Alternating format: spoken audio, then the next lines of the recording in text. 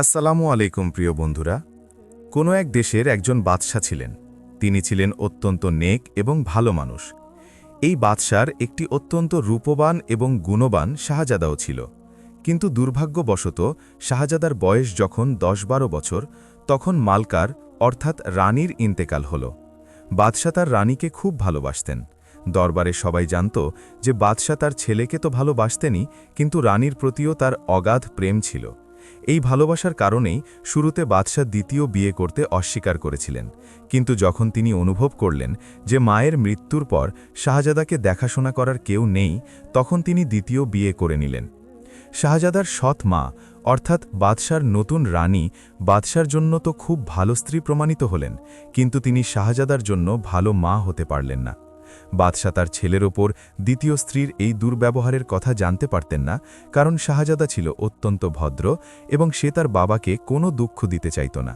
সে জানত যে তার কারণেই তার বাবা দ্বিতীয় বিয়ে করতে চাচ্ছিলেন না, আর শেষ পর্যন্ত বিয়েটা করেছেনও তার আরামের কথা ভেবেই। বাদশার উপস্থিতিতে সৎমা তার উপর খুব আদর দেখাতেন, কিন্তু যখনই বাদশা রাজকীয় সফরে যেতেন বা রাষ্ট্রের কাজে ব্যস্ত থাকতেন, তখনই সৎমা তার ওপর নানা রকম জুলুম করতেন। তাকে ঠিকমতো খাবার দিতেন না, কটু কথা শোনাতেন এবং রাতে বারবার জাগিয়ে দিয়ে তাকে কষ্ট দিতেন। এত সব অন্যায়ের পরেও শাহজাদা এতটাই শরীফ ও নেক ছিল যে সে তার বাবার কাছে কখনো কোনো অভিযোগ করত না, আর বাবার সামনে মায়ের সাথে এমন আচরণও করত না যাতে বাদশা তার কষ্টের কথা বুঝতে পারেন। এভাবেই দিন কাটতে থাকল। সৎমা আসলে সবসময় এই চিন্তায় থাকতেন যে বাদশার পর উত্তরাধিকারী তো এই শাহজাদাই হবে, আর যদি তার নিজের কোনো সন্তান হয়ও তবুও এই শাহজাদার উপস্থিতিতে তার নিজের ছেলে কখনো বাদশা হতে পারবে না।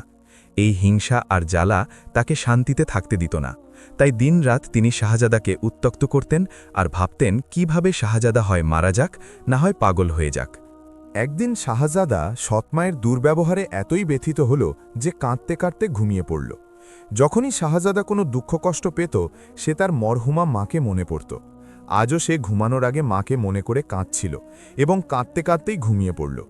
সে ঘুমানোর অল্প সময় পরেই তার স্বপ্নে মা এলেন। শাহজাদা বাদশার কাছে কখনো সৎমায়ের অভিযোগ করেনি, কিন্তু যখন মাকে স্বপ্নে দেখল, তখন তার সব দুঃখ ব্যথা তার সামনে খুলে ধরল। তার মা ছিলেন একজন নেককার মহিলা।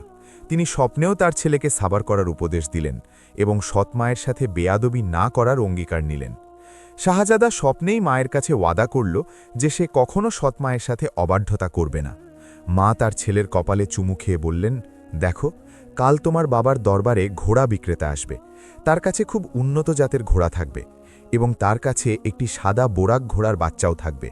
তুমি সেটি কেনার জন্য জেদ ধরবে। হতে পারে তোমার বাবা অন্য কোনো উন্নত জাতের ঘোড়া কেনার জন্য জোর করবেন, কিন্তু তুমি ওই ঘোড়ার বাচ্চাটির জন্যই জেদ করবে। তোমার বাবা তোমার কথা ফেলবেন না। এটুকু বলে মা বিদায় নিলেন এবং শাহজাদার চোখ খুলে গেল। পরের দিন সে গোসল করে তৈরি হয়ে বাদশার দরবারে গেল। শাহজাদা স্কুলে যেত, কিন্তু যখনই ছুটি থাকত সে দরবারেও যেত। বাদশাহ শাহজাদাকে আসতে দেখে খুব খুশি হলেন এবং তাকে নিজের পাশে তখতে অর্থাৎ সিংহাসনে বসালেন। কিছুক্ষণ পর প্রহরী এসে খবর দিল যে বাইরে একজন ঘোড়া বিক্রেতা এসেছে এবং সে শুধু বাদশার সাথে দেখা করতে চায়। বাদশাহ এবং শাহজাদা দুজনেই ঘোড়া দেখতে বাইরে এলেন। ঘোড়া বিক্রেতার কাছে অনেক উন্নত জাতের ঘোড়া ছিল। সেই ঘোড়াগুলোর মধ্যে একটি খুব সুন্দর ঘোড়ার বাচ্চাও ছিল। বাদশাহ নিজের জন্য কয়েকটি ঘোড়া পছন্দ করলেন। শাহজাদা বলল, আমিও একটি ঘোড়া নেব। বাদশাহ বললেন, বেটা, তোমার যে ঘোড়া পছন্দ হয় আমরা সেটাই নিয়ে নেব। শাহজাদা সেই ঘোড়ার বাচ্চার দিকে ইশারা করল। বাদশাহ চেয়েছিলেন শাহজাদা কোনো বড় ও শক্তিশালী ঘোড়া পছন্দ করুক, কিন্তু শাহজাদার জেদের কাছে বাদশাকে হার মানতে হল এবং শাহজাদার জন্যে সেই ঘোড়ার বাচ্চাটি কেনা হলো, যা শাহজাদার মা স্বপ্নে বলেছিলেন। শাহজাদার ঘোড়ার জন্য একটি আলাদা আস্তাবল বানানো হলো এবং সেখানে ঘোড়ার বাচ্চাটিকে বেঁধে রাখা হলো। শাহজাদা এখন তার বেশিরভাগ সময় সেই ঘোড়ার বাচ্চার সাথেই কাটাতে লাগল। সে তার সেবা করত, সব রকম খেয়াল রাখত। স্কুলে যাওয়ার আগে এবং স্কুল থেকে ফেরার পর সবার আগে সে তার ঘোড়ার কাছে আসত এবং তারপর নিজের কামরায় যেত। তার সৎমা ঘোড়ার প্রতি শাহজাদার এই আগ্রহ দেখে খুব বিরক্ত ছিলেন, কারণ তিনি শাহজাদার কোনো খুশিই সহ্য করতে পারতেন না। শাহজাদাকে এভাবে হাসি খুশি দেখতেও তার ভালো লাগত না, কিন্তু আপাতত ঘোড়াটির বিরুদ্ধে কোনো পদক্ষেপ নেওয়ার মতো কোনো উশিলা তার কাছে ছিল না। সৎ রানীর কাছে একটি দাসী ছিল, যে তার মতোই শয়তানি বুদ্ধিসম্পন্ন ছিল। একদিন তিনি দাসীকে বিশ্বাসে নিয়ে শাহজাদাকে রাস্তা থেকে সরিয়ে দেওয়ার পরিকল্পনা করলেন। রানী দাসীকে বললেন, এমন কোনো উপায় বের করো যাতে শাহজাদার কাজ শেষ হয়ে যায় এবং কেউ যেন আমাকে সন্দেহ না করে। এটি শুনে দাসীর ঠোঁটে এক শয়তানি হাসি ফুটে উঠল। সে রানীকে পরামর্শ দিল, কেন শাহজাদাকে বিষ দেওয়া হচ্ছে না? এখন গরমের সময়, শাহজাদা যখন স্কুল থেকে আসে তখন খাবার খাওয়ার পর একটি বিশেষ ধরনের শরবত হুঁশই চায়। যখন আপনি তাকে শরবত দেন সে খুব শখ করে পান করে। আমার কাছে এমন একটি বিষ আছে যা পান করলে পানকারী সাথে সাথে মরে যায় না, বরং কয়েক মাস অসুস্থ থেকে ধীরে ধীরে মারা যায়। এভাবে কেউ বিষ প্রয়োগের সন্দেহও করবে না, আর শাহজাদাও কয়েক মাস পর মারা যাবে। কথা বলার পর সে এই রহস্য গোপন রাখার জন্য বড় অঙ্কের পারিশ্রমিক চাইল। রানীর কাছে টাকা দেওয়া এটা খারাপ লাগলেও তিনি শাহজাদাকে রাস্তা থেকে সরানোর জন্য এটি করতে বাধ্য হলেন। পরের দিন শাহজাদা যখন বরাবরের মতো স্কুল থেকে সোজা তার ঘোড়ার বাচ্চার কাছে পৌঁছল, তখন তাকে অশ্রু বিসর্জন দিতে দেখে খুব বিচলিত হল। শাহজাদা অবলা ঘোড়াটির কাছে কান্নার কারণ জানতে চাইলে তাকে মানুষের মতো কথা বলতে দেখে শাহজাদা ভয় পেল এবং অবাকও হল। শাহজাদাকে বিচলিত দেখে ঘোড়ার বাচ্চাটি বলল, শাহজাদা সাহেব, আপনি ভয়ও পাবেন না আর অবাকও হবেন না। আমি পরিজাদ এবং আপনার মরহুমা মায়ের অনুরোধে আপনার হেফাজতের জন্য নিযুক্ত হয়েছি। শাহজাদার তখন তার মায়ের স্বপ্নে এসে ঘোড়ার বাচ্চা কেনার নির্দেশ দেওয়ার কথা মনে পড়ে গেল। এটি শুনে তার ভয় কেটে গেল এবং বিস্ময়ও দূর হল। শাহজাদা ঘোড়াকে বলল, তোমার মনে করিয়ে দেওয়ায় আমার মায়ের স্বপ্নে আসার কথা খুব ভালোভাবে মনে পড়েছে, কিন্তু এটা বলো যে আজ তুমি কাঁদছ কেন? ঘোড়ার বাচ্চাটি শাহজাদাকে বলল, এই যে আপনার সৎ মা আছেন না, আজ তিনি আপনাকে মেরে ফেলার পরিকল্পনা করেছেন। রানী তার এক দাসীর সাথে মিলে আপনার শরবতে বিষ মিশিয়েছেন। আপনি শুধু এই কাজ করবেন যে আপনার সৎ মা বা দাসী যত জেদি করুক, আপনি সেই শরবত কোনোভাবেই পান করবেন না। বাকি যা কিছু খাবার বা পানীয় আছে সেগুলো আপনি নির্ভয়ে খেতে পড়তে পারেন। শুধু এই দুঃখেই আমার কান্না আসছিল যে মা হয়েও তিনি কেন আপনাকে এত ঘৃণা করেন। আপনার বাবাও তাকে এত ভালোবাসেন যে যদি আপনি তাকে এসব কথা বলেনও, বাদশা কখনো আপনার কথা বিশ্বাস করবেন না। তাই আপনি আপাতত পরিস্থিতি ভালো হওয়ার অপেক্ষা করুন এবং সময়ের অপেক্ষা করুন। শাহজাদা সব কথা শুনে আশ্বস্ত হল এবং বরাবরের মতো স্কুলের ব্যাগ কামরায় রেখে পোশাক পরিবর্তন করে যখন খাবারের টেবিলে পৌঁছল, তখন অপ্রত্যাশিতভাবে তার সৎ মাকে নিজের পাশে পেল। যদি ঘোড়ার বাচ্চা পরিজাত শাহজাদাকে সব সত্য না বলতো, তবে সে নিশ্চিতভাবেই অবাক হতো। সৎ মা খুব আদর করে তাকে খাবার দিলেন এবং সাথে সাথে ভালোবাসার কথাও বললেন। খাবার শেষ করে শাহজাদার নিয়ম ছিল যে সে একটি বিশেষ শরবত অবশ্যই পান করত। তার সৎ মা যখন তাকে সেই শরবত দিলেন, সে তা পান করতে অস্বীকার করল এবং মন চাচ্ছে না বলে বাহানা দিয়ে নিজের কামরার দিকে রওনা হল। তার সৎ মা কামরায় এসেও অনেক অনুরোধ করলেন, কিন্তু শাহজাদা রাজি হল না। সৎ রানী এই ঘটনায় অবাকও হলেন এবং চিন্তিতও হলেন। তিনি তার সেই বিশেষ দাসীকে ডেকে সব কথা বললেন। দাসী বলল যে কাল এমন করব যে তার তরকারিতে বিষ মিশিয়ে দেব, তারপর দেখব সে কিভাবে বাঁচে। দাসীর কথা শুনে রানীর চোখ উজ্জ্বল হয়ে উঠল। পরের দিন শাহজাদা যখন স্কুল থেকে ফিরে আসলো, বরাবরের মতো সে তার ঘোড়ার বাচ্চার কাছে গেল। আজও তাকে কাঁদতে দেখে কান্নার কারণ জিজ্ঞেস করল। ঘোড়ার বাচ্চাটি তাকে জানালো যে আজ তোমার সৎ মা খাস খাবারে বিষ মিশিয়েছেন, বাকি কোনো কিছুতে বিষ নেই। আজ একটি নতুন ব্যাপার এটাও হয়েছে যে মা তোমার জন্য শরবতের বদলে লাচ্ছির ব্যবস্থা করেছেন। তুমি দস্তারখানায় রাখা সব জিনিস খেতে পারো, কিন্তু ভুল করেও তরকারি চেখো না। ওদিকে ঘোড়ার বাচ্চা তাকে এসব কথা বলছিল, আর ওদিকে দাসী দূরে দাঁড়িয়ে এই দৃশ্য দেখছিল। দূর থেকে সে কোনো কথা শুনতে না পেলেও শাহজাদাকে মাথা নাড়াতে এবং ঘোড়ার বাচ্চার কানে কানে ফিসফিস করতে দেখে দাসী খুব অবাক হল। ওদিকে শাহজাদা পোশাক বদলে খাবারের টেবিলে পৌঁছালো এবং তার সৎ মাকে পাশে পেল। সে 2 ঢোক পানি খাওয়ার পর রুটির টুকরো মুখে নিল এবং লাচ্ছির গ্লাস মুখে ধরল। মা খুব আদর করে তরকারির প্লেটটি তার দিকে এগিয়ে দিয়ে বললেন, দেখো, আজ এই তরকারি আমি নিজে হাতে তৈরি করেছি। তুমি তো জানো রানীমা তাদের এসব কাজ করতে হয় না, কিন্তু আজ আমার মনে হলো যে আমি শুধু রানীই নই, তোমার মাও, তাই কেন নিজের হাতে তোমার জন্য তরকারি বানাবো না? খুব স্বাদের হয়েছে, একটু খেয়ে দেখো। শাহজাদা লাচ্ছি দিয়ে রুটির টুকরো গিলে নিয়ে আদবের সাথে বলল, বাহ মা, কি চমৎকার! আপনার হাতের তৈরি এই লাচ্ছির মতো স্বাদ জীবনে প্রথমবার পেলাম। আজ গরমও খুব বেশি, তাই আজ আমি লাচ্ছি দিয়েই রুটি খাবো এবং প্রচুর লাচ্ছি পান করব। তার সৎমা খুব চাইলেন যে অন্তত এক লোকমা তরকারি সে খাক, কিন্তু সমস্ত চেষ্টা সত্ত্বেও তিনি শাহজাদাকে এই বিষয়ে রাজি করাতে পারলেন না।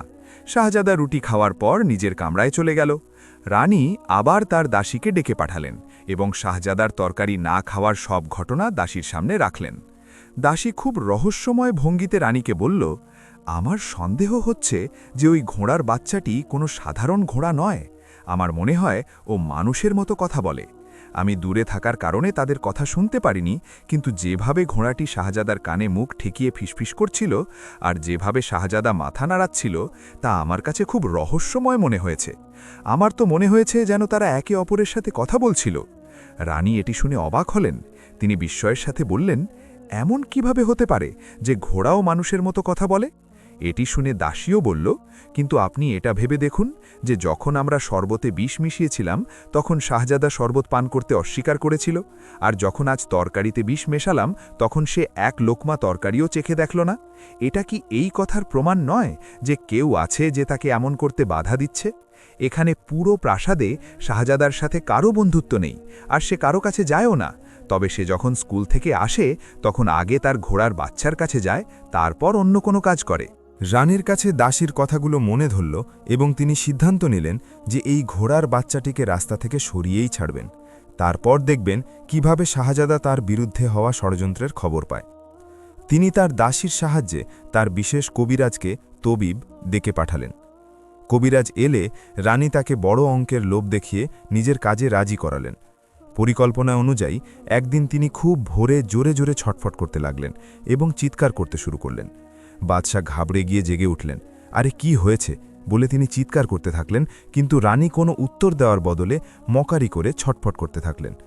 যখন তার চিৎকার ও ছটফটানি বন্ধ হল না, তখন বাদশাহ তার বিশেষ কবিরাজকে ডেকে পাঠালেন। সেও খুব ব্যস্ততা ও ঘাবড়ে যাওয়ার অভিনয় করে হাজির হল এবং বাদশার কাছে বিষয়টি জানতে চাইল। বাদশাহ তার রানীর অবস্থার কথা কবিরাজকে জানালেন। কবিরাজ পরীক্ষার ইচ্ছা প্রকাশ করলে তখনই তার ব্যবস্থা করা হলো। যখন কবিরাজ বিশেষ কামরায় প্রবেশ করল, পরিকল্পনা অনুযায়ী রানী তখনও ছটপট করছিলেন এবং চিৎকার করছিলেন।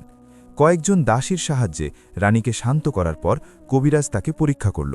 পরীক্ষার পর সে ঘাবড়ে যাওয়ার ভান করে বাদশাকে জানালো যে আপনার রানী মাত্র ৮ ঘন্টার মেহমান। যদি তাকে বাঁচাতে হয় তবে এখনই তাকে একটি ঘোড়ার বাচ্চার কলিজা ভেজে খাওয়াতে হবে, নয়তো তার বাঁচার কোনো সম্ভাবনা নেই। বাদশাহ এটি শুনে খুব ঘাবড়ে গেলেন। সেই মুহূর্তে তার কাছে ঘোড়ার একটিই বাচ্চা ছিল। তিনি এটাও জানতেন যে ওই ঘোড়া ছাড়া তার শাহজাদা হয়তো বাঁচতে পারবে না। বাদশাহ প্রয়োজনীয় মনে করলেন যে তিনি তার সন্তানকে রাজি করাবেন, কসাইয়ের ব্যবস্থা করবেন এবং রানীর জন্য ঘোড়ার বাচ্চার কলিজা ভেজে খাওয়াবেন। শাহজাদা এমনিতে খুব ভোরে ওঠার অভ্যস্ত ছিল, কিন্তু প্রাসাদে যে হইচই চলছিল তার কারণে সে আগেই জেগে গিয়েছিল। প্রাসাদে হওয়া ষড়যন্ত্রের কথা সে আগে থেকেই ঘোড়ার বাচ্চার কাছ থেকে জেনে গিয়েছিল, কারণ সে জানত যে তার বাবা তার সৎ মাকে খুব ভালোবাসেন। তাই সে যদি সত্যটা বলতেও তবে বাদশাহ তার কথা বিশ্বাস করতেন না। আর তার মরহুমা মায়ের শিক্ষা এমন ছিল না যেখানে বড়দের সম্মান না করার নির্দেশ থাকে। স্বপ্নেও তার মা তাকে এই উপদেশই দিয়েছিলেন যে সে যেন সময় ও পরিস্থিতির অপেক্ষা করে। ঘোড়ার বাচ্চাটিও তাকে সব পরিস্থিতি বুঝিয়ে দিয়েছিল এবং তাকে কি করতে হবে তাও বলে দিয়েছিল। তাই সে মানসিকভাবে সব কিছুর জন্য প্রস্তুত ছিল। বাদশাহ তার শাহজাদার কাছে এলেন এবং রানীর অসুস্থতা ও ঘোড়ার কলিজা ভেজে খাওয়ানোর কথা বললেন। শাহজাদা সব সত্য জানা সত্ত্বেও এই কথা প্রকাশ হতে দিল না যে সে সব জানে। শুধু এতটুক বলল যে যখন আপনি সিদ্ধান্ত নিয়েই নিয়েছেন তবে আমাকে ঘোড়ার বাচ্চাটিকে জবেহ করার আগে তার পিঠে চড়ে ৩ বার চক্কর দেওয়ার অনুমতি অবশ্যই দেবেন। বাদশাহ বিশ্বাসই করতে পারেননি যে শাহজাদা এত তাড়াতাড়ি রাজি হয়ে যাবে। ঘোড়ার পিঠে চড়ে ৩ বার চক্কর দেওয়াটা খুব সাধারণ বিষয় ছিল, যাতে বাদশার কোনো আপত্তি থাকার কথা নয়। বাদশাহ খুশি মনে শাহজাদাকে চক্কর দেওয়ার অনুমতি দিলেন। সূর্য উঠতেই কসাই ডেকে আনা হলো। প্রাসাদের বিশাল প্রাঙ্গণে কসাইকে বসিয়ে ঘোড়ার বাচ্চাটিকে আনা হলো। প্রাঙ্গণে এনে পরিজাত ঘোড়াটিকে বেঁধে রাখা হলো। ইতোমধ্যে শাহজাদাও চলে এলো। তার শরীরে সাধারণ পোশাক ছিল এবং চোখ বলছিল যে সে সারা রাত জেগেছে এবং কেঁদেছে। বাদশাহ তার ছেলের এই অবস্থা দেখে খুব ব্যথিত হলেন, কিন্তু তিনি কি জানতেন যে শাহজাদা আসলে কেন দুশ্চিন্তায় ছিল? শাহজাদা ঘোড়ার পিঠে সওয়ার হল। প্রাসাদের দেওয়ালের ওপর গভীর নজর বুলিয়ে নিল। বাদশাকে এমনভাবে দেখল যেমনটা কেউ বিদায় বেলায় দেখে থাকে। তারপর ঘোড়াকে হালকা ইশারা করল।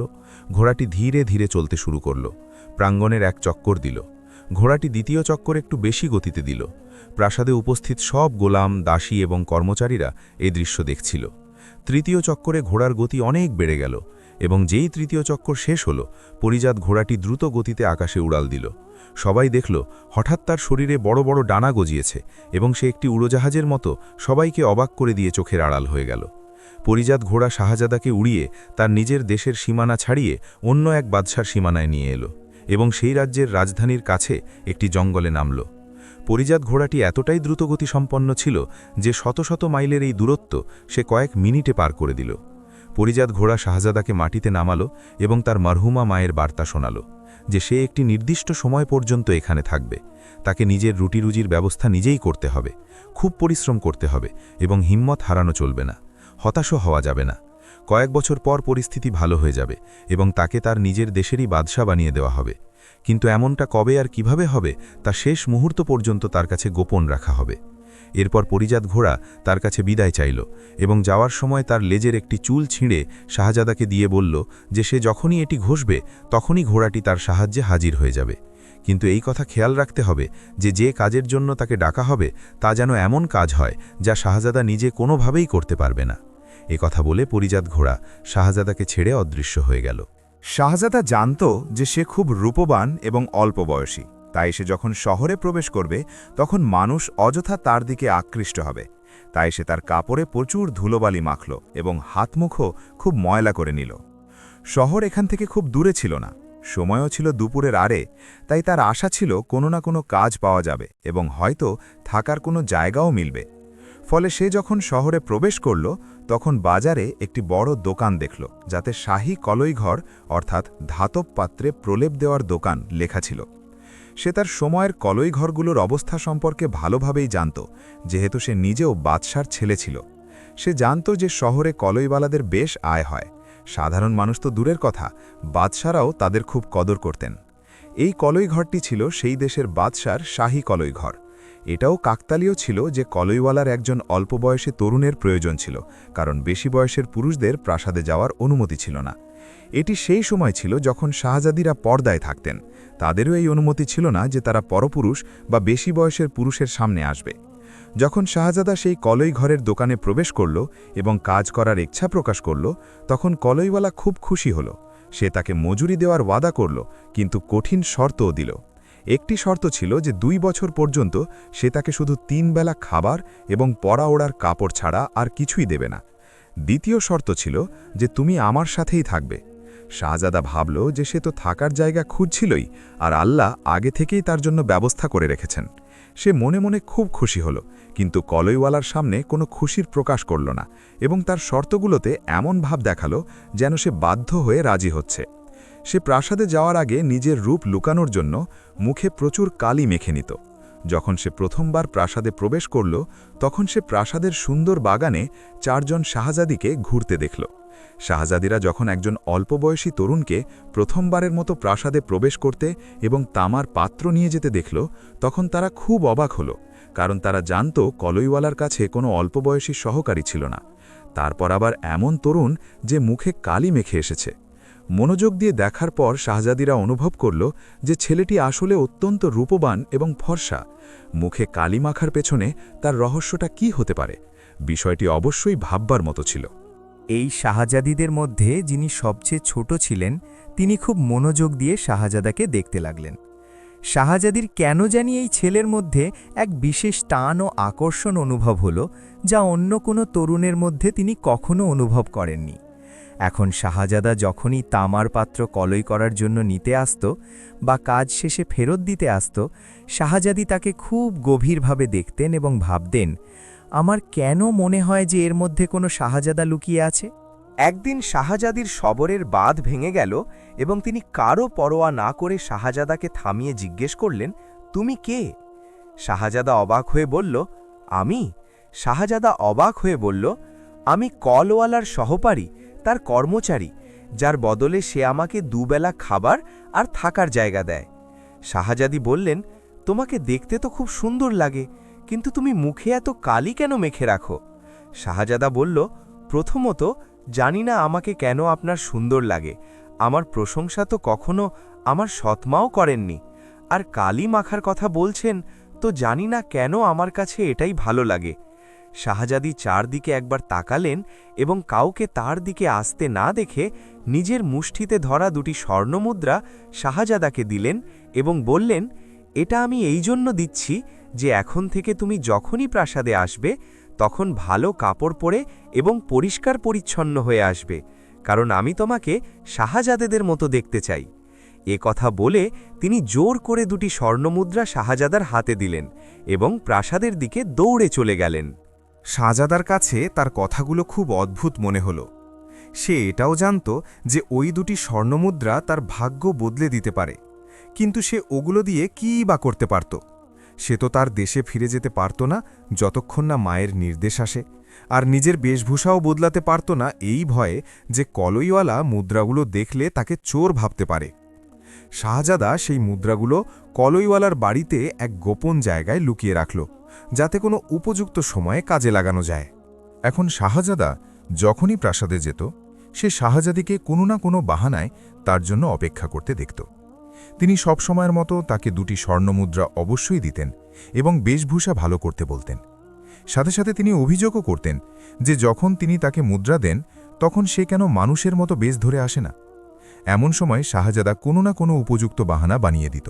আর সত্য, শাহজাদা এখন শাহজাদিকেও পছন্দ করতে শুরু করেছিল, কিন্তু সে কোনোভাবেই নিজের আসল পরিচয় প্রকাশ করতে চাইছিল না। দিন, মাস, বছর কাটতে থাকল। শাহজাদা এখন বেশ বড় হয়ে গিয়েছিল। কলিগরও তাকে খুব ভালোবাসতে শুরু করেছিল, কারণ শাহজাদাকে কর্মচারী রাখার পর তার কাজ আরও উন্নতি পেয়েছিল। প্রাসাদ থেকে তো তার আয় বেড়েছিলই, বড় বড় উজিরদের বাড়ি থেকেও অনেক বাসনপত্র আসতে শুরু করেছিল, কারণ তারা শাহজাদার পরিশ্রম ও সততায় খুব মুগ্ধ ছিল। এদিকে সব শাহজাদিরা এখন এমন বয়সে পৌঁছে গিয়েছিল যে তাদের বিয়ে দিয়ে নিজ নিজ ঘরে পাঠিয়ে দেওয়ার সময় হয়েছিল। যে দেশে এই শাহজাদা অবস্থান করছিল সেখানে এক অদ্ভুত রীতি ছিল যা শতাব্দী ধরে চলে আসছিল। যখনই কোনো শাহজাদির বিয়ের প্রয়োজন হতো, পুরো শহরে ঘোষণা করা হতো যে সব ইচ্ছুক ব্যক্তিরা যেন হাজির হয়ে যায়। শাহজাদি একটি বড় চেয়ারে পূর্ণ হিজাব পরে বসে থাকত। ধনী দরিদ্র সব ইচ্ছুক ব্যক্তিরা একে একে শাহজাদির সামনে দিয়ে যেত এবং শাহজাদি এদের মধ্যে যাকে পছন্দ করে নিত তার সাথেই তার বিয়ে দেওয়া হতো। সবচেয়ে বড় শাহজাদি নিজের জন্য এক বড় ধনী পরিবারের ছেলেকে বেছে নিল। কিছুকাল পরেই খুব ধুমধাম করে তার বিয়ে হয়ে গেল। একইভাবে বাকি দুই বোনের বিয়েও উজির ও রাষ্ট্রদূতদের ছেলেদের সাথে সম্পন্ন হল। এই পুরো সময়ে আরও 2 বছর কেটে গেল। এবার ছিল সবচেয়ে ছোট শাহজাদির পালা। তার প্রার্থীদের মধ্যে খোদ কলিগরও ছিল। এই কলিগর বয়সে বেশ বড় ছিল, কিন্তু আল্লাহ তাকে এমন সুন্দর চেহারা দিয়েছিলেন যে তাকে যুবকই মনে হতো। সে বাদশার কলিগর ছিল, তাই প্রচুর ধনসম্পদও তার ছিল। সে দেখতেও খুব সুন্দর ছিল এবং বেশ কয়েকবার ছোট শাহজাদিকে দেখেছিল। তার মনেও তাকে পাওয়ার ইচ্ছে ছিল, তাই সে বড় শাহজাদিদের সময় নিজেকে পেশ করেনি। অন্যদিকে শাহজাদার মনেও শাহজাদি জায়গা করে নিয়েছিল, তাই সে ভাবল কেন সেও একবার ভাগ্য পরীক্ষা করবে না। সে সেই বেশ ধরল যে বেশে সে প্রাসাদে যেত, বরং আজকে সে মুখে আরও বেশি কালি মেখে নিল। কুলিগর তার থেকে অনেকটা সামনে ছিল এবং সে লাইনে অনেক পেছনে। লাইন এগুতে থাকল। কলিগরও শাহজাদির সামনে দিয়ে গেল। শাহজাদি কলিগরকে চিনতে তো পারল, কিন্তু কোনো পছন্দ অপছন্দের কথা প্রকাশ করল না। আস্তে আস্তে সব ধনী, উজির ও রাষ্ট্রদূতদের ছেলেরা পার হয়ে গেল, কিন্তু শাহজাদির চোখ যেন কাউকে খুঁজছিল। এমন সময় তার নজর লাইনে দূরে দাঁড়িয়ে থাকা কলিগরের চাকরের ওপর পড়ল। তার বেশ দেখে তার খুব খারাপ তো লাগল, কিন্তু যখনই সে তার সামনে দিয়ে গেল, শাহজাদি তার হাত ধরে ফেলল। শাহজাদির এই কাণ্ডে বাদশাহ অস্থির আর উপস্থিত জনতা অবাক হয়ে গেল। বাদশাহ আচমকা ঘোষণা করলেন যে হয়তো তার মেয়ের কোনো ভুল হয়ে গিয়েছে, তাই আগামীকাল সবাই যেন আবার হাজির হয়। বেচারি শাহজাদি না না করতে থাকল, কিন্তু বাদশার হুকুম কি আর অমান্য করা যায়? ঘোষণা হওয়া মাত্রই শাহজাদা দ্রুত বাড়ি ফিরে গেল এবং কলিগড়ের আগেই ঘরে ঢুকে পড়ল। কলিগড় বাড়ি ফিরে শাহজাদার উপর খুব কড়াকড়ি করল এবং পরের দিন ঘরের সব দরজায় তালা লাগিয়ে প্রার্থীদের লাইনে গিয়ে দাঁড়াল। শাহজাদা যখন নিজেকে এভাবে বন্দি দেখল, খুব চিন্তিত হল। হঠাৎ তার পরিজাত ঘোড়ার লেজের চুলের কথা মনে পড়ল, যা সে সবসময় পায়ে বেঁধে রাখত। সে তক্ষুনি সেই চুল পা থেকে খুলে দেয়ালে ঘষল, আর চোখের পলকে পরিজাত ঘোড়া হাজির হয়ে গেল। কি হুকুম? সে প্রশ্ন করল। শাহজাদা বলল, তুমি সব তালা খুলে দাও, আর আমি যখন ফিরে আসব তখন তালাগুলো আগের মতোই বন্ধ করে দিও। তালা খুলে দেওয়া হলো। শাহজাদা আবারও সেই একই বেশ ধরল এবং প্রার্থীদের লাইনে সবার শেষে গিয়ে দাঁড়াল। যে তাকে দেখত পাগলের মতো অট্টহাসি হাসত। লাইন এগোতে থাকল।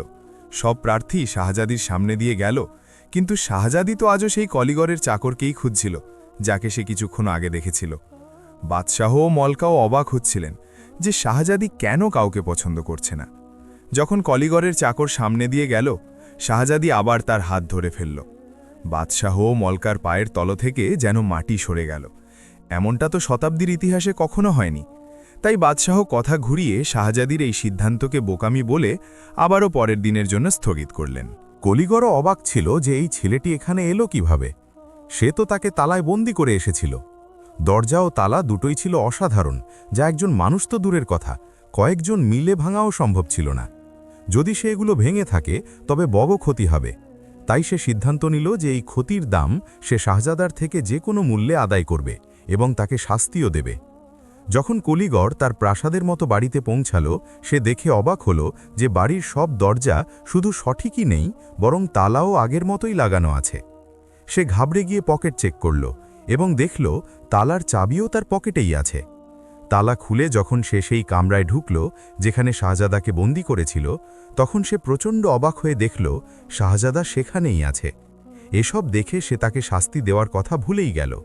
সে ভাবতে লাগল, হয় শাহজাদি যাকে বারবার ধরছে সে অন্য কেউ, নয়তো এই শাহজাদাই কোনো জাদুকর।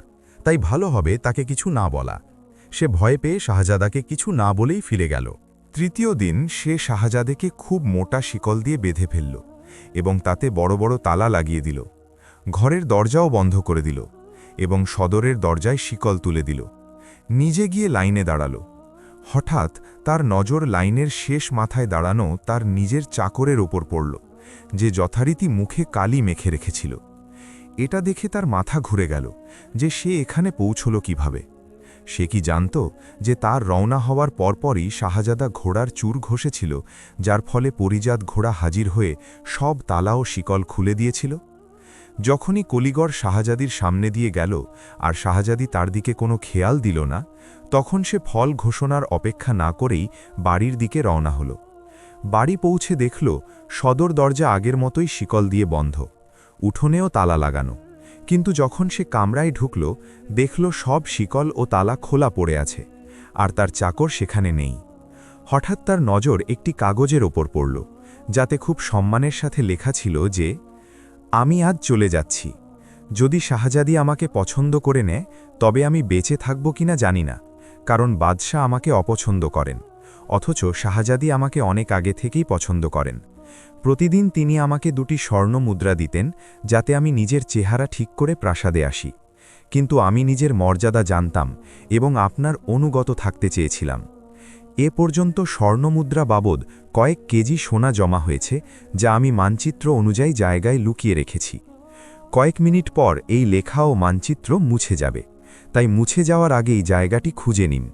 আমার পক্ষ থেকে অনুমতি রইল, আপনি যেভাবে ইচ্ছা তা ব্যবহার করুন। অন্যদিকে শাহজাদা শাহজাদির পাশ দিয়ে যাওয়ার সময় শাহজাদি আবার তার হাত ধরল। বাদশাহ ও মলকা সবাইকে যেতে বললেন।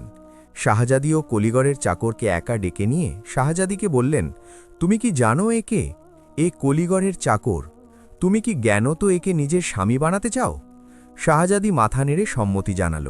তখন বাদশাহ বললেন, তাহলে মনে রেখো, আমি না তোমাকে আর না এই সামান্য কলিগরের চাকরকে প্রাসাদে থাকতে দেব। আমি আমার সব সম্পদ থেকেও তোমাকে ত্যায্য ঘোষণা করছি। নিকাহার পর আমার সৈন্যরা তোমাদের দুজনকে জঙ্গলে ছেড়ে দিয়ে আসবে। আমার যায় আসে না তোমরা বেঁচে থাকো কি কোনো বন্য জন্তু তোমাদের খেয়ে ফেলে। এই শর্তেও কি তুমি এই কলিগরের চাকরের সাথে বিয়ে করতে চাও? শাহজাদির জবাব এবারও একই ছিল। এতে মলকা, বাদশাহ, এমনকি পুরো রাজবংশ অবাক হল যে শাহজাদি এই কলিগরের চাকরের মধ্যে এমন কি দেখল। নিকাহের পর রাজকীয় নির্দেশে পরের দিন সকালে এক গভীর জঙ্গলে, যেখানে সব ধরনের ভয়ঙ্কর হিংস্র প্রাণী থাকত, সেখানে তাদের ছেড়ে আসা হলো। জঙ্গলের পেছনে এক বিশাল পাহাড় ছিল। শাহজাদার রাতেই প্রাসাদের এক নির্জন অংশে পরিজাত ঘোড়াকে ডেকে বর্তমান পরিস্থিতি সম্পর্কে জানিয়েছিল। সে এসে তাকে আশ্বস্ত করেছিল যে যা কিছু আপনার সাথে হচ্ছে বা হতে যাচ্ছে তা সবই আপনার মরহুম মায়ের ইচ্ছা অনুযায়ী হচ্ছে। আপনাকে এখনও নিজের পরিচয় গোপন রাখতে হবে, এমনকি নিজের হবু স্ত্রীর সামনেও। হতাশ হবেন না, জঙ্গলের কোনো প্রাণী আপনাদের ক্ষতি করতে পারবে না, বরং সবাই আপনাদের পাহারাদার হবে। যখনই বাদশাহর সৈন্যরা আপনাদের ছেড়ে যাবে, আপনারা পাহাড়ের দিকে চলে আসবেন। সেখানে এক সাধারণ গুহা থাকবে, সেখানে বসবাস শুরু করবেন। সেখানে এমন শান্তি মিলবে যা শাহজাদি কখনো অনুভব করেনি। আপনার কাজ হবে জঙ্গল থেকে কাঠ কেটে শহরে বিক্রি করা এবং চেহারা আগের মতোই রাখা। তবে শাহজাদির সামনে আপনি পরিষ্কার হয়ে থাকতে পারেন। বাদশার সৈন্যরা তাদের জঙ্গলে ছেড়ে ফিরে গেল। শাহজাদি ভয়ে অস্থির হয়ে পড়েছিল, কিন্তু সে দেখে অবাক হল যে কলিগড়ের চাকর তথা শাহজাদাকে খুব খুশি দেখাচ্ছিল। তার হাঁটার ভঙ্গিতে এমন পৌরুষ সে আজ পর্যন্ত কারো মধ্যে দেখেনি। তার প্রথমবার মনে হল যেন সে কোনো শাহজাদা। এটা দেখে তার ভয় কেটে গেল। শাহজাদি বলল, এখন কি হবে? আমরা কোথায় মাথা গোজার ঠাঁই পাব?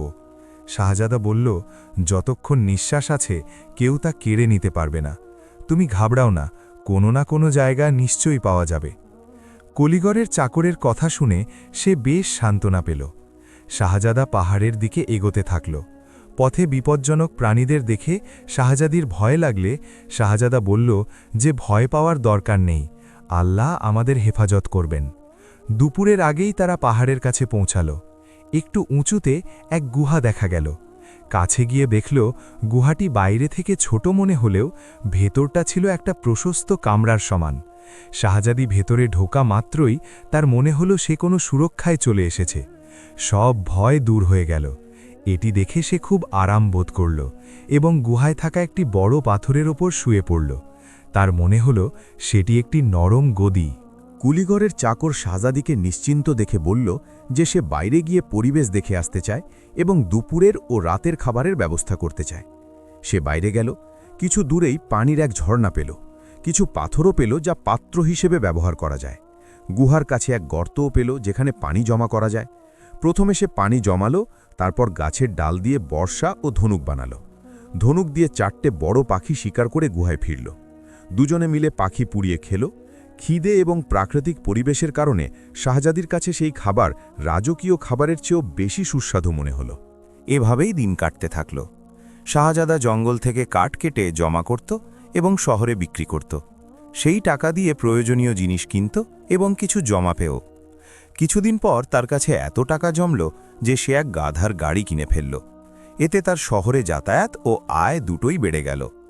শাহজাদিও পশু পাখিদের সাথে মিশে গিয়েছিল। সে অবাক হতো যে জঙ্গলের কোনো প্রাণী তাদের কিছুই বলতো না। শাহজাদির মনে হতো যেন দিন রাত তারা এদের পাহারা দিচ্ছে। শাহজাদির বিশ্বাস হতে শুরু করল যে এসবই কলিঘরের চাকরের কারণে। সে ভাবত সেই যদি মানুষের শাহজাদা নাও হয় তবে প্রকৃতির শাহজাদা তো বটেই। একদিন শাহজাদা শহর থেকে কাঠ বেচে ফিরে এসে খুব চিন্তিত দেখালো।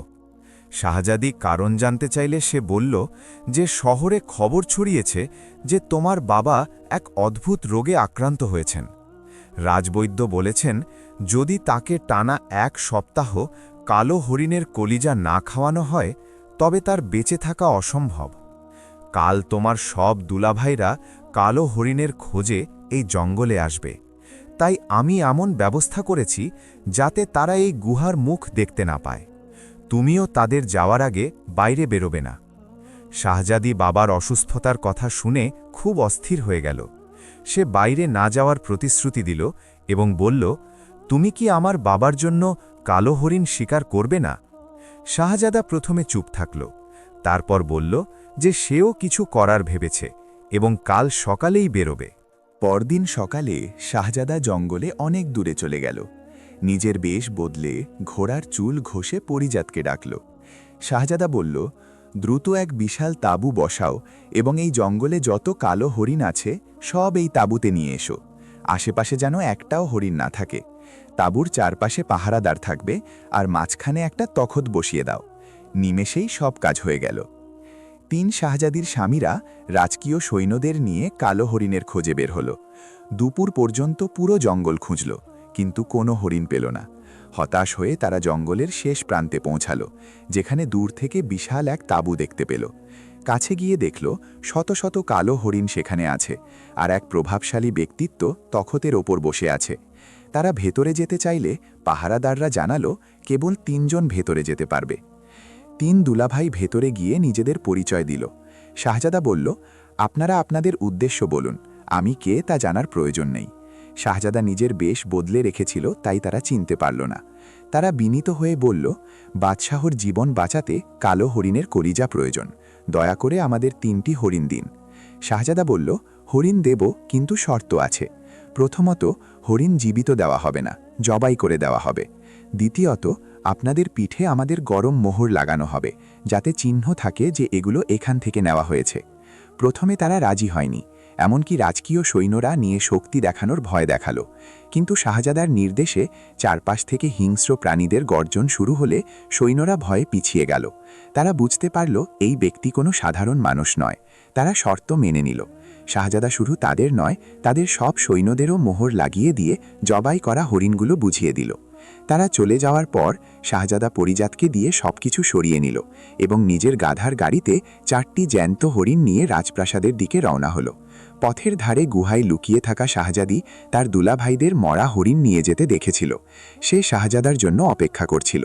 যখন সে দেখল শাহজাদা 4টি জ্যান্ত হরিণ নিয়ে যাচ্ছে, সে অবাক হলো।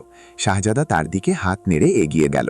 শাহজাদা যখন প্রাসাদের গেটে পৌঁছাল, পাহারাদাররা তাকে মারতে উদ্যত হল, কিন্তু জ্যান্ত কালো হরিণ দেখে তারা থমকে গেল এবং বাদশাকে খবর দিল। বাদশা রেগে গিয়ে বললেন, ওর থেকে হরিণগুলো নিয়ে নাও এবং বলো যেন এখনই জঙ্গলে ফিরে যায়, নয়তো ওর মাথা কেটে ফেলা হবে। শাহজাদা চুপচাপ ফিরে গেল। শাহজাদি তার জন্য খাবার ও পানি নিয়ে অপেক্ষা করছিল। শাহজাদা সব কথা খুলে বলল। শাহজাদি খুব কষ্ট পেল। দিন কাটতে থাকল। শাহজাদি অবাক হতো যে প্রাসাদের চেয়ে এই জঙ্গল ও গুহায় সে বেশি শান্তিতে আছে। তার মনে হতো কলিগড়ের চাকর কোনো সাধারণ মানুষ নয়। একদিন শাহজাদা শহর থেকে এসে খবর দিল, শত্রু দেশের বাদশা এই দেশ আক্রমণ করতে আসছে। তার বিশাল সেনাবাহিনী আছে। বাদশা ও প্রজারা সবাই খুব ভয়ে আছে।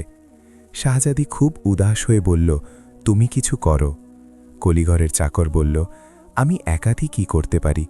ভয় লাগে যদি বাদশা আমাকে দেখে ফেলেন তবে হয়তো মেরেই ফেলবেন। তবু আমি যা পারি তা অবশ্যই করব। তুমি আল্লাহর কাছে দোয়া করো, সেই ভালো মন্দের মালিক। পরের দিন সকালে রাজপুত্র রাজকন্যা বলল যে সে যুদ্ধের ময়দানে যাচ্ছে এবং তার পক্ষে যা করা সম্ভব সে তা করবে। রাজকন্যা যেন তার অপেক্ষায় থাকে এবং আল্লাহর দরবারে দোয়া করতে থাকে, যেন আল্লাহ এই দেশবাসীকে এই কঠিন সময়ে নিজের আমানতে রাখেন। রাজপুত্র ঘন জঙ্গলে প্রবেশ করল। পরিজাত ঘোড়ার চুল মাটিতে ঘষতেই পরিজাত ঘোড়া হাজির হয়ে গেল। রাজপুত্র বলল, এর জন্য সুন্দর কিন্তু যুদ্ধ পোশাকের ব্যবস্থা করা হোক এবং একটি আকাশে ওড়ার মতো দ্রুত গতির ঘোড়া হাজির করা হোক, আর চুলের চেয়েও ধারালো এক তলোয়ারের ব্যবস্থা করা হোক। পলক ফেলতেই সব জিনিস হাজির হয়ে গেল। রাজপুত্র যুদ্ধের পোশাক গায়ে দিল, তলোয়ার হাতে নিল এবং ঘোড়ায় সওয়ার হয়ে যেই ঘোড়াকে ইশারা করল, ঘোড়া আকাশে উঠতে উঠতে যুদ্ধের ময়দানের দিকে রওনা হল। ওদিকে যুদ্ধের ময়দান সেজে গিয়েছিল এবং জালেম বাদশাহর ফৌজ নড়াচড়া শুরু করেছিল। এই দেশের বাদশাহর ফৌজের পা উপড়ে গিয়েছিল। 3 রাজকন্যার স্বামীরা নিজ নিজ দল নিয়ে পালানোর পথ ধরেছিল। বাদশাহ তার কিছু অনুগতদের নিয়ে পালিয়ে যাওয়া ফৌজকে সাহস দেওয়ার চেষ্টা করছিল, কিন্তু সে ব্যর্থ হচ্ছিল। সে নিজের পরাজয় পরিষ্কার দেখতে পাচ্ছিল। এমন সময় সে অন্য এক দৃশ্য দেখতে পেল। মনে হলো যেন আকাশে বিজলি চমকাচ্ছে। এক দ্রুতগতির ঘোড়া আকাশে ধেয়ে আসছে। সে যেখান দিয়েই যাচ্ছিল শত্রুদের মাথা কেটে ফেলছিল। লাশ মাটিতে পড়ে ছটফট করছিল, আর সেই সওয়ার বারবার ফিরে এসে তাদের ওপর হামলা করছিল। জালেম বাদশাহর ফৌজ যখন এই দৃশ্য দেখল, তাদের পা উপড়ে গেল। তারা সবাই প্রাণ বাঁচাতে ফিরে যেতে বাধ্য হল। এই দেশের পালিয়ে যাওয়া ফৌজ ফিরে এলো এবং জালেম বাদশাহ ও তার ফৌজ এমনভাবে পালালো যে পেছনে শুধু ধুলোবালির তুফান রেখে গেল। বাদশাহ আকাশের দিকে তাকিয়ে শুধু এটুকুই দেখতে পেল যে এক অত্যন্ত সুন্দর সওয়ার বিজলির মতো ঘোড়ায় সওয়ার ছিল, যার হাতে ছিল একটি বড় তলোয়ার। সে সেটি ঘোরাতে ঘোরাতে অত্যন্ত দ্রুতগতিতে দূরের আকাশে চোখের আড়াল হয়ে গেল। রাজপুত্র জঙ্গলের সে নির্জন স্থানে নামল যেখানে সে যুদ্ধের সরঞ্জাম চেয়েছিল। চুল ঘষতেই পরিজাত ঘোড়া আমার হাজির হল। সব সরঞ্জাম তাকে বুঝিয়ে দিয়ে সে নিজের পুরনো রূপ ধারণ করে গাধার গাড়িতে বসে নিজের গুহার দিকে রওনা হল। ওদিকে রাজকন্যা, যে তীব্রভাবে রাজপুত্রের অপেক্ষায় ছিল, ঘন গাছের পেছনে লুকিয়ে প্রতি মুহূর্তের খবর শুনছিল। সাধারণ মানুষ আর ফৌজিদের কাফেলা এই পথ দিয়েই যাচ্ছিল। বিজয়ের খবর আসছিল এবং সেই সাথে এক অদ্ভুত সাহায্যের কথাও বলা হচ্ছিল। কেউ বলছিল, বাহ, কি উড়ন্ত ঘোড়া ছিল, আর কি তার সাওয়ার রাজপুত্র! তার হাতে এমন তলোয়ার ছিল যা শত্রু ফৌজের গলা কেটে যাচ্ছিল। সে না থাকলে আমাদের ফৌজের সাহস তো ভেঙেই গিয়েছিল। না জানি সে কে ছিল আর কোথা থেকে এসেছিল। বিজয়ের পর শুধু চোখ এটুকুই দেখেছে যে সে দিগন্তের ওপারে কোথাও হারিয়ে গেছে। না জানি কেন রাজকন্যার মনে সন্দেহ হলো যে হতে না হতে এটা আমার সেই কলইঘাড়ের ছেলেটিই হবে। সে মনে মনে তাকেই উড়ন্ত ঘোড়ায় সাওয়ার দেখছিল। এমন সময় সে কলইঘাড়ের ছেলেকে নিজের গাধার গাড়ি সহ আসতে দেখল, কিন্তু তার মনে হলো সে যেন নিজের উড়ন্ত ঘোড়াতেই আসছে। কাছে এসে রাজপুত্র বিজয়ের সুসংবাদ শোনাল এবং আল্লাহর শুকরিয়া আদায় করতে বলল। রাজকন্যা খুব আবদার করে বলল, আসলে তুমি বলো না কেন তুমি কে? কলইঘরের ছেলের সেই একই জবাব ছিল যে আমি সেই কলইঘরের ছেলে যাকে তুমি 2 আশরাফি দিতে। এটি শুনে তার সব স্বপ্ন ভেঙে যেত এবং সে ভাবত যে হয়তো সে সত্যি কথাই বলছে। এখন এই দেশের বাদশাহর অবস্থাও শুনুন, যে দেশের সেই রাজপুত্র ছিল। বাদশাহ রাজপুত্রের এভাবে নিখোঁজ হয়ে যাওয়ায় খুব উদাস ছিল। তার শরীর দিন দিন খারাপ হয়ে যাচ্ছিল। সে এটাই ভাবত যে যদি সে মারা যায় তবে এই তখ্তের উত্তরাধিকারী কে হবে।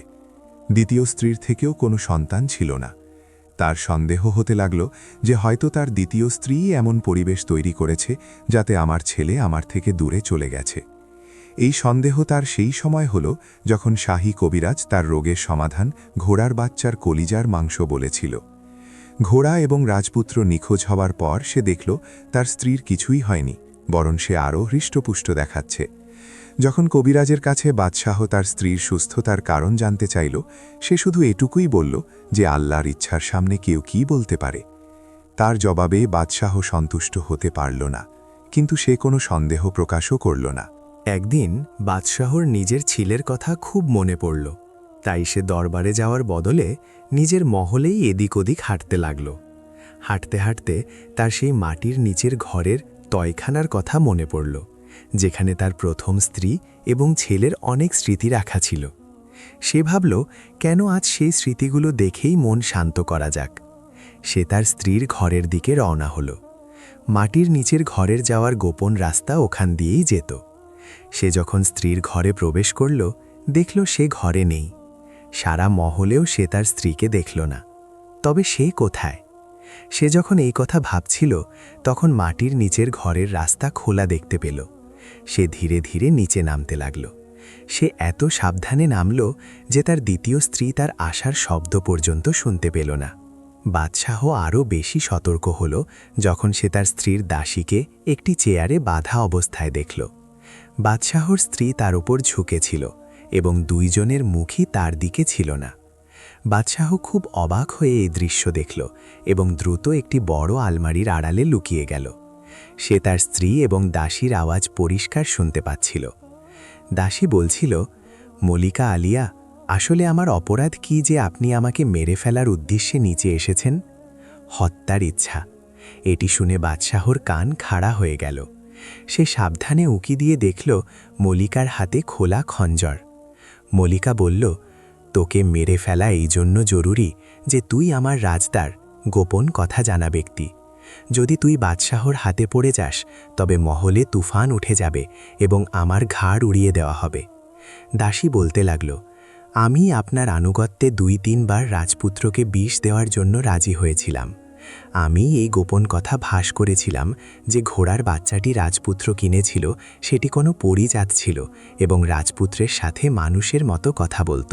আমি বীজ দেওয়ার ব্যর্থতার পর ঘোড়াটিকে জবাই করার ফন্দি আপনাকে বলেছিলাম এবং এটাও বলেছিলাম যে রাজপুত্র তার বাবাকে কোনো কষ্ট দিতে চায় না এবং সে জানে যে বাদশাহ আপনাকে খুব ভালোবাসেন। আপনাকে ভালোবাসার কারণে রাজপুত্র জানত যে বাদশাহ তার কোনো কথা বিশ্বাস করবেন না। তাই যখন রাজপুত্রকে বলা হবে যে ঘোড়ার বাচ্চাটি আপনার জীবন বাঁচানোর জন্য জবাই করা হচ্ছে, তখন সে রাজি হয়ে যাবে, কারণ সে তার বাবার সব খুশি কবুল করত। এখন আমি কি জানতাম যে সেই পরিজাত ঘোড়ার বাচ্চা তাকে কোথায় নিয়ে যাবে? খোদার জন্য আমার জান ভিক্ষা দিন, আমি আপনাকে বিশ্বাস দিচ্ছি আমি মরে যাব, তবুও আপনার কোনো গোপন কথা খুলব না। বাদশা দাসী এবং তার দ্বিতীয় স্ত্রীর মধ্যে হওয়া প্রতিটি কথা শুনে অবাক হতে থাকল। সব কাহিনী তার মাথায় আসতে লাগল। তার ধারণাতেও ছিল না যে তার মহল ষড়যন্ত্রের আড্ডাখানা। এর আগে যে তার দ্বিতীয় স্ত্রী দাসীর গলা কাটত, সে দ্রুত আলমারির আড়াল থেকে বের হলো এবং মল্লিকার হাত ধরে এক জোরে ঝটকা দিল, যাতে খঞ্জর তার হাত থেকে দূরে গিয়ে পড়ল। মল্লিকা যখন ঘুরে দেখল যে তিনি বাদশা সালামত, সে আতঙ্কে অজ্ঞান হয়ে গেল। বাদশা সব ষড়যন্ত্রের কথা জেনে গিয়েছিল। মল্লিকাকে একটি আলাদা অন্ধকার ঘরে বন্দি করা হলো এবং দাসীকে বের করে সব গোপন কথা বলিয়ে নিয়ে তাকেও বন্দি করা হলো। দুইজনের অপরাধ একই ছিল, তাই উপযুক্ত সময়ে তাদের শাস্তির ঘোষণা করা হবে। ওদিকে বাদশার এখন নিজের ছেলেকে খোঁজার চিন্তা হলো। সে দেশের ভেতরে এবং আশেপাশের অন্য দেশে খবর পাঠালো এবং সন্ধান দানকারীদের জন্য বড় পুরস্কার ঘোষণা করল। অনেকদিন পর একটি বড় প্রতিবেশী দেশ থেকে আসা এক বণিক বাদশার সাথে দেখা করার অনুমতি চাইল। বাদশা তার সাথে একান্তে দেখা করল। সে জানালো যে যখন সে তার দেশে ছিল তখন সে এক অদ্ভুত বিয়ে দেখেছিল। বিয়েটি ছিল বাদশার মেয়েদের। সেই দেশের নিয়ম অনুযায়ী শহরের সব যুবককে রাজকন্যাদের সামনে দিয়ে যেতে হতো এবং যে রাজকন্যা যার হাত ধরত বা ইশারা করত তার সাথে তার বিয়ে হয়ে যেত। সবথেকে ছোট রাজকন্যা সবসময় এমন এক যুবককে পছন্দ করত যে এক কলই হরের কাছে কাজ করত। এই ছেলের দায়িত্ব ছিল যে সে রাজমহলে কলই করা বাসন নিয়ে যাবে এবং যেগুলো কলই করতে হবে সেগুলো নিয়ে আসবে। বয়স কম হওয়ায় কলই ঘরের ছেলেকে রাজমহলের ভেতরে যাওয়ার অনুমতি ছিল। হয়তো সে দেখতে সুন্দর ছিল, কিন্তু নিজের রূপ বদলানোর জন্য সবসময় মুখে কালি মেখে রাখত। রাজকন্যা দুইবার তার হাত ধরল, কিন্তু বাদশা নিয়ম ভেঙে দুইবারই সেটিকে রাজকন্যার ভুল বলে পরের দিন আবার সবাইকে জমা হতে বললেন। কিন্তু তৃতীয়বারও রাজকন্যা না জানি কেন সেই কলই ঘরের ছেলেটিকেই পছন্দ করল। রাজমহলে আসা যাওয়ার কারণে হতে পারে সে তাকে পছন্দ করতে শুরু করেছিল, কিন্তু এমনটি কেউ আগে বুঝতে পারেনি। আমার ধারণা এই যে হয়তো সে আপনারই ছেলে এবং রূপ বদলে সেখানে থাকত, আর রাজকন্যা তার পরিচয় জেনে গিয়েছিল। বাদশাহ এবং তার শাহী পরিবার নিজের মেয়ের এই কথা খুব অপছন্দ করল। আসল সত্যি কি তা আল্লাহই জানেন, কিন্তু বিয়ের পরের দিন সকালেই বাদশাহ দুইজনকে এমন এক জঙ্গলে ফেলে দিল যেখানে বিপজ্জনক হিংস্র প্রাণী থাকে। এরপর কি হলো কারও জানা নেই। আমি তো আপনার দেশে ব্যবসার জন্য এসেছি, আমার জানাই ছিল না যে আপনার রাজপুত্র নিখোঁজ। যদি জানতাম তবে আমার সন্দেহের কথা আপনাকে অবশ্যই বলতাম। বাদশাহ বণিকের সব কথা মনোযোগ দিয়ে শুনল এবং তাকে বলল, আমি আপনাকে নিজের নিরাপত্তায় নিচ্ছি এবং যতক্ষণ না আমি আমার ছেলেকে পাবো বা জানতে পারবো যে সে বেঁচে আছে না মরে গেছে, ততক্ষণ আপনি আমার বিশেষ মেহমান থাকবেন। এখন আপনার সাধারণ জায়গায় দেখা যাওয়া হয়তো আপনার জীবন বিপদে ফেলে দেবে, কারণ আপনি এক বড় গোপন কথা জানেন। বণিকের এতে কোনো আপত্তি ছিল না, তাই সে বাদশার মেহমান হয়ে থাকাকে নিজের জন্য সম্মানের মনে করল। পরের দিনই বাদশাহ অনেক নির্ভরযোগ্য গোয়েন্দাকে আসল ঘটনা জানার জন্য নিয়োগ করল। অনেক দিন পর গোয়েন্দারা খবর দিল যে কলইঘরের ছেলেটি যেখানে কাজ করত সেই দেশের বাসিন্দা ছিল না। কলইঘরও জানালো যে সে জানে না সে কোথায় থাকত। সে এক পরিশ্রমী এবং বুদ্ধিমান ছেলে ছিল। সে মহলের ভেতরে যাতায়াত করত এবং বাদশার ছোট মেয়ে তাকে পছন্দ করত। সে চাইত সে মুখে কালি মেখে আসার বদলে পরিষ্কার হয়ে আসুক, তাই সে তাকে 2টি সোনার আশরাফিও দিত যাতে সে ভালো পোশাক কিনতে পারে। কিন্তু সে সব সময় এই রূপেই মহলে আসত। নিয়ম অনুযায়ী রাজকন্যা তাকে তৃতীয়বারও পছন্দ করলে বাদশাহ মেয়ের বিয়ে তো দিয়ে দিলেন, কিন্তু তাদের জঙ্গলে ফেলে দিলেন। এরপর কি হলো সে খবর নেই। বাদশাহ যখন সব তথ্য পেয়ে গেল তখন সে নিজের ফৌজকে নির্দেশ দিল যেন তারা হামলার জন্য তৈরি হয়। ওদিকে যে দেশের রাজপুত্র থাকছিল তাকে এবং রাজকন্যাকেও এক বড় হামলার খবর মিলে গিয়েছিল। রাজকন্যা কি জানত যে হামলাকারী ফৌজ তার নিজের স্বামীর দেশের বাদশাহর? সে খুব দুশ্চিন্তায় থাকতে লাগল, কারণ সে জানত যে হামলাকারী ফৌজ এবং সেই দেশের বাদশাহ খুব শক্তিশালী। কোথাও যেন তার বাবার সিংহাসন কেড়ে না নেওয়া হয়। রাজকন্যা নিজের দুশ্চিন্তার কথা কলইঘরের ছেলেকে বলল। রাজপুত্র বলল, আমি একা কি করতে পারি? যেভাবে আল্লাহ প্রতিবার কোনো পথ বের করেছেন, এবারও কোনো না কোনো সমাধান বেরিয়ে আসবে। রাজকন্যা বলল যে বাদশাহের সাথে দেখা করে নিজেদের অংশগ্রহণের আশ্বাস দেওয়া যেতে পারে। এটি শুনে রাজপুত্র বলল সে যেন হতাশ না হয়, কিছু তো একটা করতেই হবে। রাজপুত্র জানত যে যে দেশ হামলা করতে চলেছে সেটি তার নিজের বাবার দেশ। সে ভাবল বাদশাহর নিজের মহলে হওয়া ষড়যন্ত্রের কথা নিশ্চয়ই জানা হয়ে গেছে। সে কোনো না কোনোভাবে জেনে গেছে যে আমি অর্থাৎ কলই ঘরের ছেলে কে এবং কোথায় আছি। হয়তো এটাই সময় যখন আমার নিজের পরিচয় বাদশাহের সামনে খুলে বলা উচিত। এই চিন্তাতেই তার ঘুম চলে এলো। ঘুমের ঘোরে মা তাকে হুকুম দিল যে যখন তোমার বাবা লড়াইয়ের জন্য সারি বাঁধবে তখন তুমি তার কদমবসি করবে। সব সত্যি এখনই বলো না, এবং এখানকার বাদশাহর দয়ার কথা শুনিও, যাতে বড় ধরনের রক্তপাত থেকে দুই দেশ বেঁচে যায়। বাকি কথা তোমার ওপর ছেড়ে দেওয়া হলো, যাতে পরিস্থিতি অনুযায়ী যা সিদ্ধান্ত নেওয়ার তা নিতে পারো। পরের দিন সকালে যখন রাজপুত্র এবং রাজকন্যার ঘুম ভাঙল, তখন চারদিকে এক হাহাকার পড়ে গিয়েছিল। খবর পাওয়া গেল যে ফৌজের সামনাসামনি সারি তৈরি হয়ে গেছে এবং যে কোনো সময় যুদ্ধ শুরু হতে পারে। রাজপুত্র দ্রুত নিজের স্ত্রীর হাত ধরল এবং গুহার ভেতরে নিয়ে গিয়ে তাকে বলল যে আজ সময় এসেছে আমি আমার আসল পরিচয় তোমার কাছে খুলে বলি। শুধু তুমি আমাকে কোনো প্রশ্ন করবে না এবং যা আমি বলবো আর করব তুমি তা মেনে চলবে। এই বলে সে পরিজাত ঘোড়ার চুল গুহার এক পাথরে ঘষল। যেই পরিজাত ঘোড়া হাজির হল, সে হুকুম দিল যে পুরুষ এবং নারীদের শাহী পোশাকের ব্যবস্থা করা হোক এবং একটি শক্তিশালী ও দ্রুতগতিতে ওড়ার মতো ঘোড়াও দেওয়া হোক এবং চুলের মতো ধারালো তলোয়ার দেওয়া হোক। সব জিনিস পলক ফেলার আগেই হাজির হয়ে গেল। রাজকন্যা অবাক হয়ে এসব দেখছিল। প্রস্তুতির পর রাজপুত্র ফোড়ায় বসল এবং পেছনে রাজকন্যাকে বসিয়ে যেই ঘোড়াকে ইশারা করল, ঘোড়া যুদ্ধের ময়দানের ওপর উঠতে লাগল। ওদিকে হামলা শুরু হয়ে গিয়েছিল এবং রাজকন্যার বাবার ফৌজের পা মাঠ থেকে উপড়ে গিয়েছিল। রাজকন্যা দেখল তার 3 বোনের স্বামীরা ময়দান ছেড়ে নিজ নিজ ফৌজ নিয়ে পালাচ্ছে এবং তার বাবা ও অনুগত সৈন্যরা শত্রুদের ঘেরাওয়ে পড়েছে।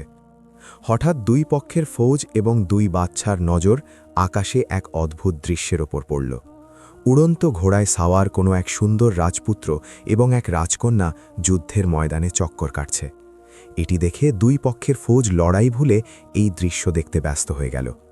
রাজকন্যার বাবা তো এমন দৃশ্য আগেও দেখেছিল, কিন্তু ঘোড়ায় শুধু রাজপুত্রকেই দেখা গিয়েছিল, যাকে তারা চিনতে পারেনি। তারই কারণে তার দেশ বিজয় পেয়েছিল।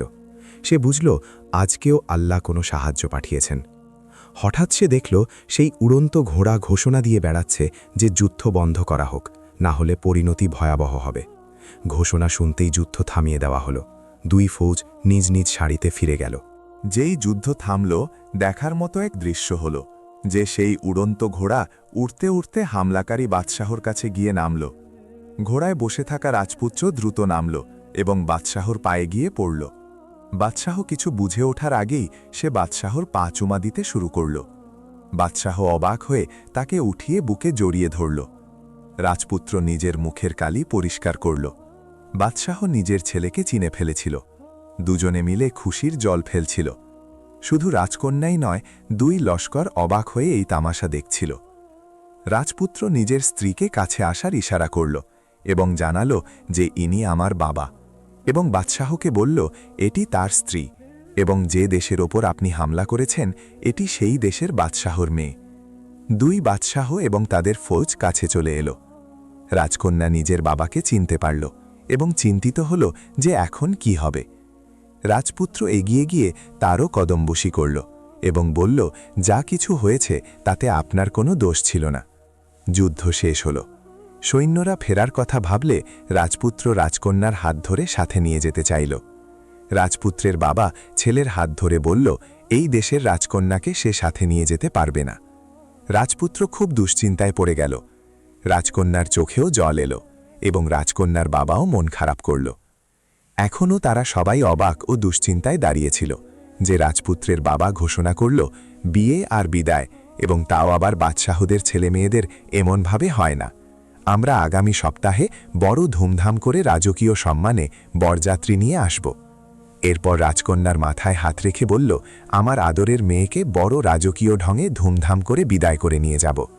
এই ঘোষণার সাথে সাথেই 2 পক্ষের সৈন্যরা খুশির আওয়াজ তুলল।